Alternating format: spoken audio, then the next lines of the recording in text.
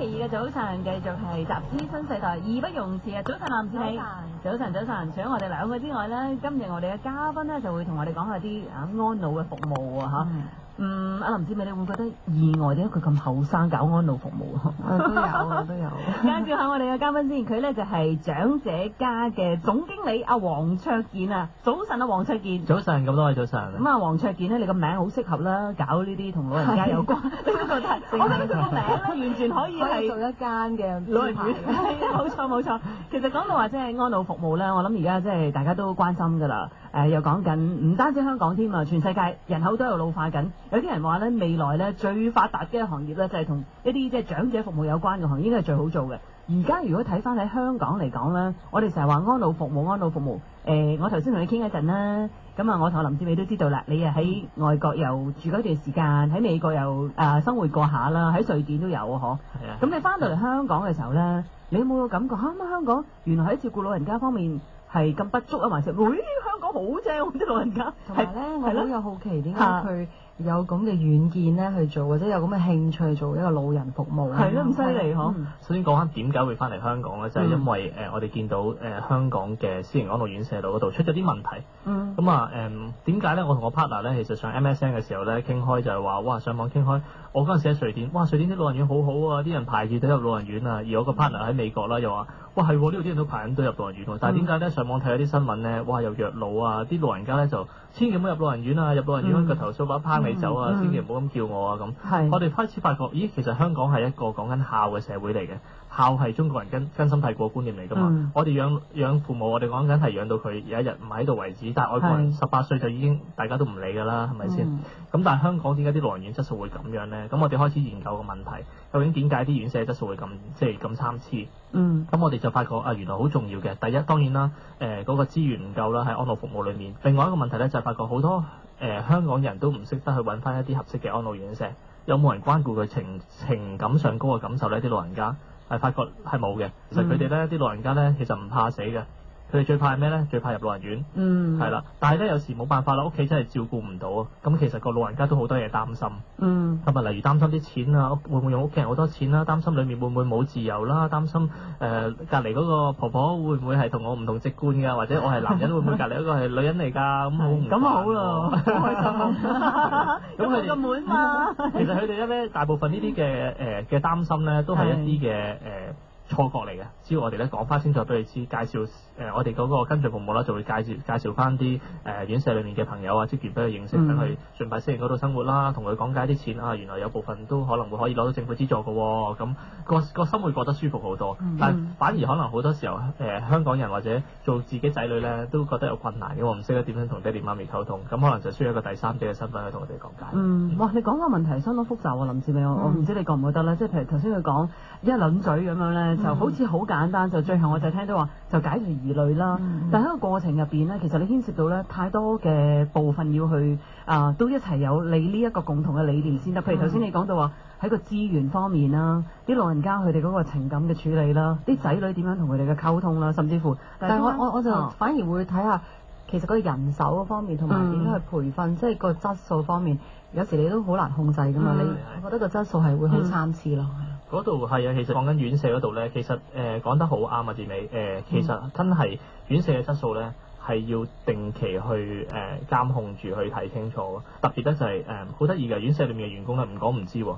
原來咧一個月咧係揾6000幾7000蚊嘅啫，但係咧就翻12個鐘，咁咧同埋咧每個星期1日假啦，一年得7日大假啫。咁你可以諗下啦，有啲乜人會做呢啲工作咧？就係如果我出面揾唔到快餐店做，之後我咪去選擇呢啲工作咯。咁個市場咧就完噶嘛，循環嘅係啦。所以好多時候咧，佢哋啲院舍咧嘅人手係好浮動嘅。點解會浮動咧？因為首先第一啦，義務性行業就冇乜人願意入行啦，第二人工又低啦。如果隔離間院舍我話哇我出高，我而家唔夠人啦，社署過嚟查牌啦，我要出高200蚊請一個人啦，咁咧就好容易會走啊。咁但係一走去第二度，第二間院舍有一個新嘅入嚟，而家呢間院舍啦，咁其實佢可能都唔係好適應佢點樣照顧，一路照顧開嗰位嘅長者，咁變咗嗰個質素就會好浮動咯。你既然叫阿林志美嗌得咁鬼親切，叫佢志美咧，我想嗌做卓健啊，唔得？阿卓健啊，咁我想話啦，喺啲咩嘅情況之下，譬如話啲長者佢哋應該點樣係對得正啊 matching 啊？即係將嗰個資源咧係配對一個相關，譬如好似我媽媽咁先算啦。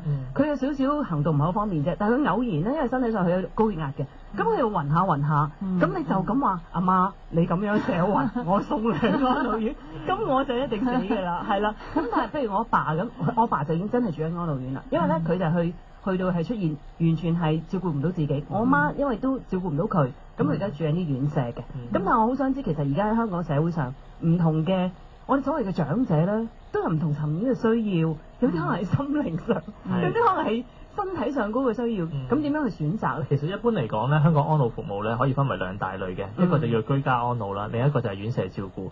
咁啊，你唔係居家安老咧，就基本上就係院舍照顧。即係一係呢樣，一係嗰樣。係啦，嗱咁前提應該要考慮第一樣嘢就係個老人家本身嘅意願咯，因為如果咁死梗啦，佢哋就係一定唔會揀。就算我爸當年我話叫佢去咧，佢都唔去嘅，我都係揀叫咗佢去嘅。係咁啊我哋其實咧都知道，特別中國人社會咧，其實傾向會希望揀居家安老嘅。咁而我哋亦都覺得居家安老係一個對於老人家個情感上高係最好嘅方法，但係咪喺個護理照顧上高係最好咧？其實未必嘅，因為講緊你又調翻轉院舍，又有護士，又有醫生，又有24小時人睇住，咁你可能如果自己一個人喺屋企，根本上冇人照顧到，咁咪仲危險嘅。係啦，咁其實都要兩方面去考量咯。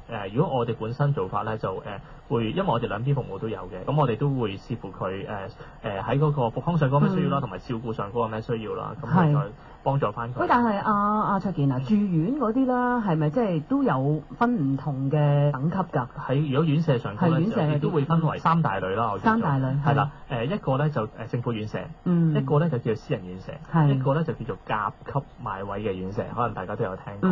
嗱，政府資助嘅院舍就好多，譬如 NGO， 例如聖雅各啊、葛世勳啊、啲志願嘅團體啊，嗰啲志願團體開嘅院舍啦。咁嗰啲咧就係政府資助嘅。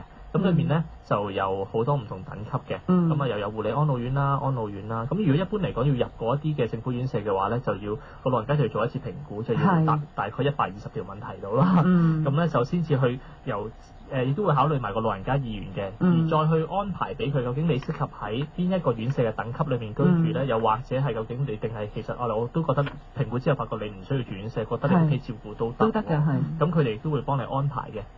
係啦，咁但係另一方面咧，私人院舍咧就好簡單，其實只要你想入私人院舍咧，就算你行得走得又好，只要你有錢買到個位就得啦。簡單嚟講係咪？係啦，簡單嚟講可以咁，但係有一個好少嘅準則就係你要年過65歲。哦，好少嘅準則。但係咧有時有啲個別例子啦，即係譬如有啲老人家可能50幾歲中風或者40幾中風入住老人院舍，咁社署都好好嘅，都會有啲額外可以引納俾你去住啊，咁都會有嘅咁樣咯。OK， 我哋休息一陣，轉頭翻嚟先再繼續啦。FM 99.7新城資訊台，集資新世代。咁多隻輪，究竟買 call 定 put 好？早上9點44分，揀輪前要了解市場形勢，窩輪、牛熊證相關正股最新報價同圖表分析，盡在新城財經台財經網 www.104mfonline.com.hk。容祖兒嘅皮膚又白又滑，究竟有啲咩護膚心得呢？其實用凍水洗面咧係一個最佳嘅護膚方法啦。除咗你用一啲最適合你嘅護膚品之外，因為其實毛孔咧係唔可以俾佢偷懶嘅。如果你用熱水嘅話咧，洗面咧，佢會有一個惰性，令到佢嘅血液循環新陳代謝唔夠快咯。咁用凍水刺激佢嘅時候咧，佢就好似咧會行得快啲，咁佢嘅毛孔又細啲咁樣啦。逢星期1至5下晝1點，薛家燕、思敏、Carmen、譚震，越講越流行。